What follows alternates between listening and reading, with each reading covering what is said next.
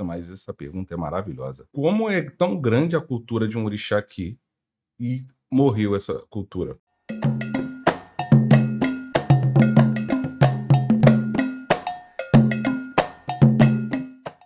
Boa noite, Babá. Por que é tão difícil contar referências sobre a Irá? Porque é difícil encontrar. Da mesma forma que é difícil encontrar conteúdo, hoje em dia se encontra mais, mas no passado, africamente falando, era difícil encontrar conteúdo sobre Oxóssi. Porque a gente precisa entender que como é tão grande a cultura de um orixá aqui e morreu essa cultura, tá? Reduziu-se, quase difícil de contar essa cultura no continente africano. A gente precisa entender que, possivelmente, o número de sacerdotes que essa divindade tinha pode ter sido capturado, escravizado no território brasileiro. Como não existe o culto de Airá, tá? Não existiu, ou é o culto inventado no Brasil, se a primeira roça de candomblé no Brasil é Iliomi Xerá Intila, que era o antigo candomblé do Barroquinha. Então, é esse nome que se encontrou, que se tem historicamente, antropologicamente falando. Como não existe o culto desse orixá, é uma invenção brasileira, porque não se encontra hoje na atualidade, porque meia dúzia de pessoas que são iniciadas no Xixelabá conhecem outras meia dúzia de sacerdotes africanos. Esses meia dúzia de sacerdotes africanos não conhecem, então porque eles não conhecem, esse culto é inexistente? Ou, na verdade, eles só não conhecem porque as pessoas acham que um culto, por exemplo, de Airá é grande no Brasil, então na África é grande ao ponto de todo mundo conhecer? Não, não. Às vezes é um culto voltado e ligado a uma região do continente africano, não a África como um todo.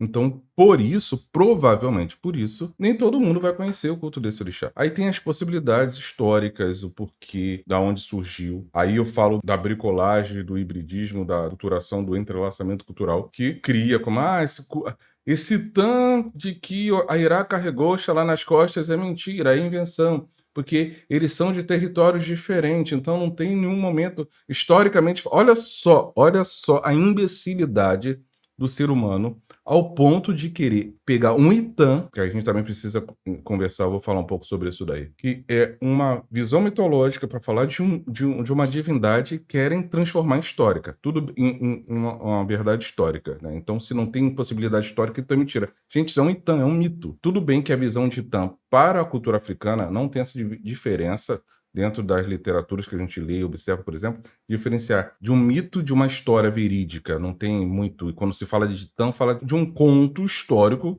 que pode ser mito ou não, pode ter sido acrescentado coisas inventadas, fantásticas e tudo mais, mas não tem essa diferença. Então, tudo bem, culturalmente falando, a gente pode achar que tudo se vê de uma maneira só. Mas quando a gente vai falar de Airá, por exemplo, a gente fala de possível culto que surgiu, por exemplo, o livro Orixá de Pierre Verger, que frequentou e visitou a África. Ele encontrou sacerdote de Airá lá. Não me lembro agora a região, mas são pesquisas que eu estou fazendo para juntar, para fazer um vídeo falando sobre Airá. Que todo mundo quer dizer agora, os Xixelabá, que culto de Airá não existe, é uma invenção brasileira. Mas, então, como na década de 70, Pierre Verger encontrou o sacerdote de Airá na África, inclusive um tinha falecido, então teve dificuldade, mas ele viu, se eu não me engano, 2 ou 3 sacerdotes ou locais com o culto dessa divindade.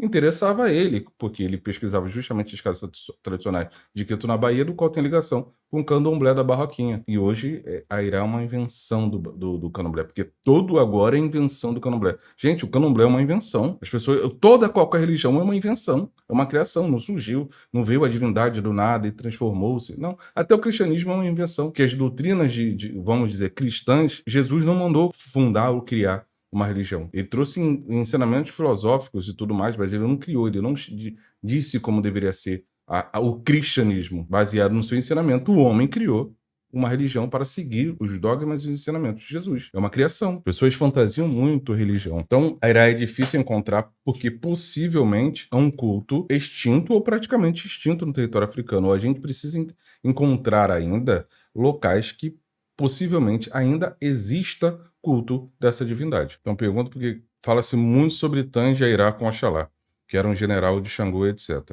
E sou Alabê de Airá e gostaria de saber mais sobre ele. Então, foi como eu falei, que tem gente querendo desmistificar ou falar coisa do tipo com relação a Irá, mas, Eduardo, assim como toda e qualquer religião, por colocar dentro do mesmo espaço de culto divindade vindas de regiões diferentes, há adaptações. Então, recria-se ou adapta-se explicações, mitos para poder fazer o entrelaçamento entre essas divindades. Isso não é coisa específica do candomblé.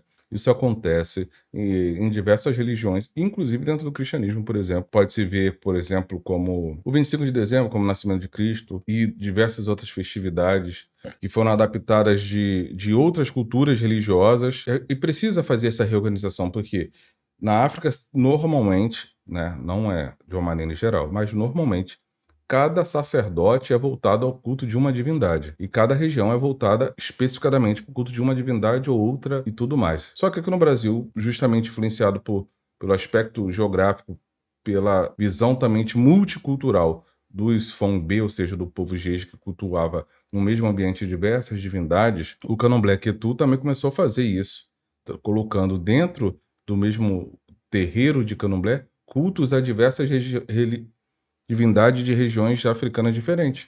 Então ele precisava explicar, fazer uma hierarquia, organizar esse panteão que estava se formando no sentido de colocar tudo dentro da mesma cultura religiosa. Então, Oxalá passa a ser o pai de todos, Iemanjá a mãe de todos, Nanã a avó, ou a mãe de alguns outros orixás, filhos que não são diretamente de Oxalá, como Xangô passa a ser filho de Oxalá, mas para explicar que Oxalá é o pai de tudo dentro dessa nova hierarquia de divindade que se estabelecia, e assim se vai se formando o candomblé. Aí agora, conhecendo outras visões e culturas diferentes, as pessoas estão querendo dizer que o candomblé está tudo errado, é uma mentira, é uma invenção. Sim, é uma invenção. E assim como surge toda e qualquer cultura religiosa, uma adaptação, um hibridismo, uma bricolagem, como queira chamar, ou uma aculturação. Ou seja, é uma cultura formada através de adaptações feitas e desse entrelaçamento feito com outras culturas que chegaram anteriormente. Isso surge. É como se fosse dois pais, né, dando origem a um filho.